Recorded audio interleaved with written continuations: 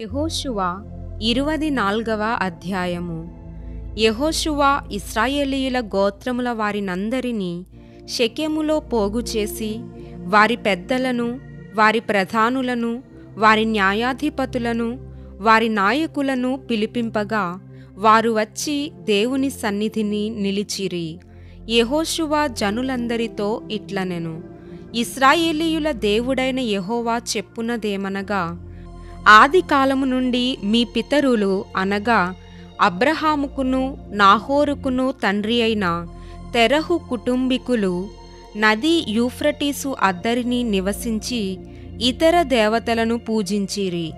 అయితే నేను నది అద్దరి నుండి మీ పితరుడైన అబ్రహామును తోడుకొని వచ్చి కనాను దేశమందంతటా సంచరింపజేసి అతనికి సంతానమును విస్తరింపజేసి అతనికి ఇస్సాకును ఇచ్చితిని. ఇస్సాకునకు నేను యాకోబు ఏశావులనిచ్చితిని. షేయీరు మన్యములను స్వాధీనపరుచుకొనున్నట్లు వాటిని ఏశావుకిచ్చితిని. యాకోబును అతని కుమారులను ఐగుప్తులోనికి దిగిపోయిరి. తరువాత నేను మోషే అహరోనులను పంపి దాని మధ్యను నేను చేసిన క్రియల వలన ఐగుప్తీయులను హతము చేసి మిమ్మును వెలుపలికి రప్పించితిని. నేను ఐగుప్తులో నుండి మీ తండ్రులను రప్పించినప్పుడు మీరు సముద్రమునొద్దకు రాగా ఐగుప్తీయులు రథములతోనూ రౌతులతోనూ మీ తండ్రులను ఎర్ర సముద్రము వరకు తరిమిరి. వారు యెహోవాకు మొర్రపెట్టినప్పుడు ఆయన మీకును ఐగుప్తీయులకును మధ్య చీకటి కల్పించి సముద్రమును వారి మీదికి రప్పించి వారిని ముంచివేసెను. ఐగుప్తు దేశములో నేను చేసిన దానిని మీరు కన్నులారా చూచితిరి. అటు తరువాత మీరు బహుదినములు అరణ్యములో నివసించితిరి. యోర్దాను అద్దరిని నివసించిన అమోరీయుల దేశమునకు నేను మిమ్మును రప్పించినప్పుడు వారు మీతో యుద్ధము చేయగా నేను మీ చేతికి వారిని అప్పగించితిని.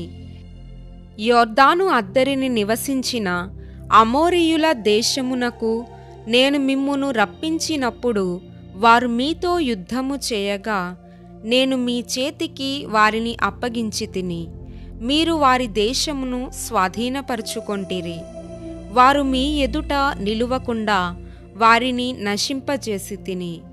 తరువాత మోయాబు రాజును సిప్పోరు కుమారుడునైన బాలాకు లేచి ఇశ్రాయేలీయులతో యుద్ధము చేసి మిమ్ము శపించుటకు బెయోరు కుమారుడైన బిలామును పిలువనంపగా నేను బిలాము మనవి విననొల్లనైతిని గనుక అతడు మిమ్మును దీవించుచునే వచ్చెను.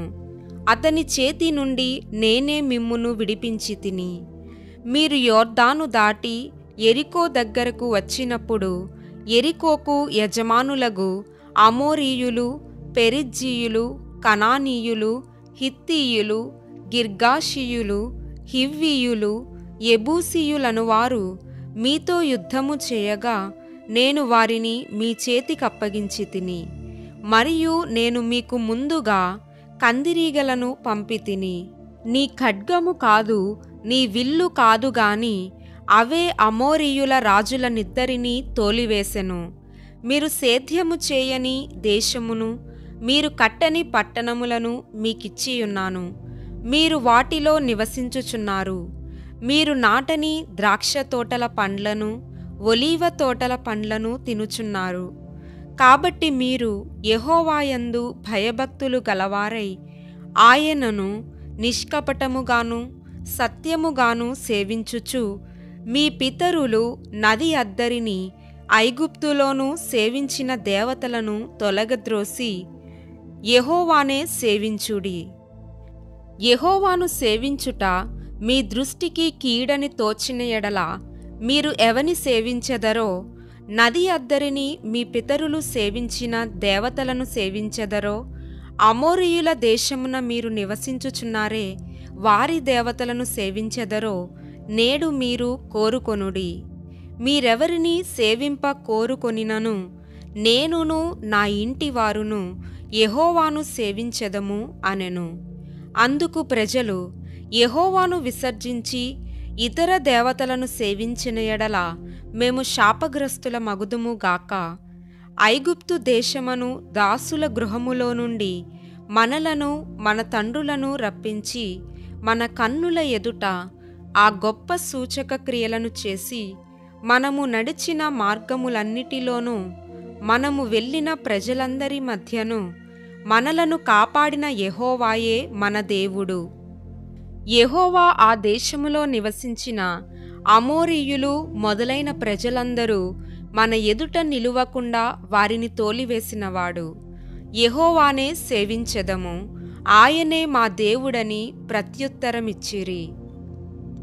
అందుకు యెహోషువ, యెహోవా పరిశుద్ధ దేవుడు, రోషము గల దేవుడు. ఆయన మీ అపరాధములను మీ పాపములను పరిహరింపనివాడు. మీరాయనను సేవింపలేరు.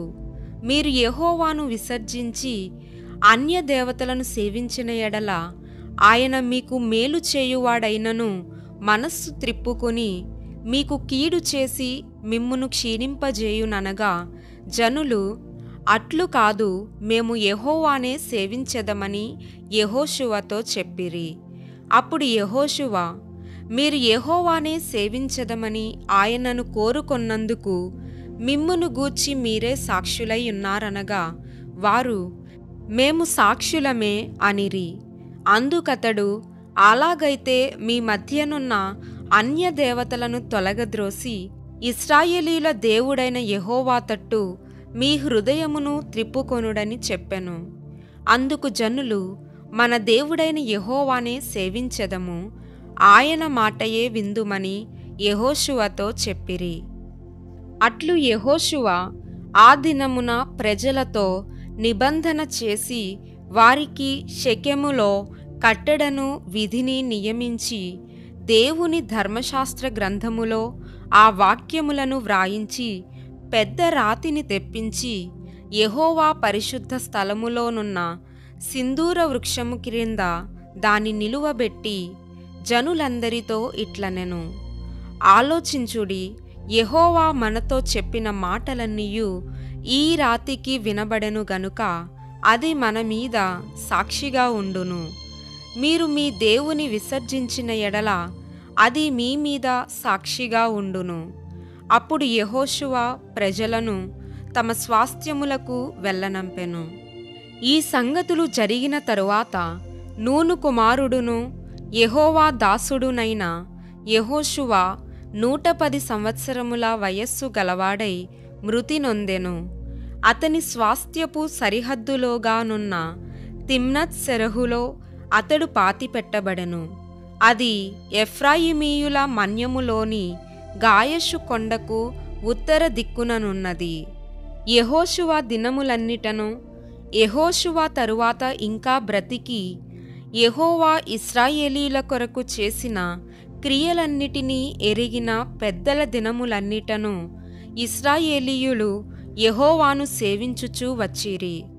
ఇశ్రాయేలీయులు ఐగుప్తులో నుండి తెచ్చిన యోసేపు ఎముకలను షెకెములో అనగా యాకోబు 100 వరహాలకు షెకెము తండ్రి అయిన హమోరు కుమారుల యొద్ద కొనిన చేని భాగములో వారు పాతిపెట్టిరి. అవి యోసేపు పుత్రులకు ఒక స్వాస్థ్యముగా ఉండెను. మరియు అహరోను కుమారుడైన ఎలియాజరు మృతి నొందినప్పుడు ఎఫ్రాయిమీయుల మన్య ప్రదేశములో అతని కుమారుడైన ఫీనెహాసునకు ఇయ్యబడిన ఫీనెహాసు గిరిలో జనులు అతన్ని పాతిపెట్టిరి.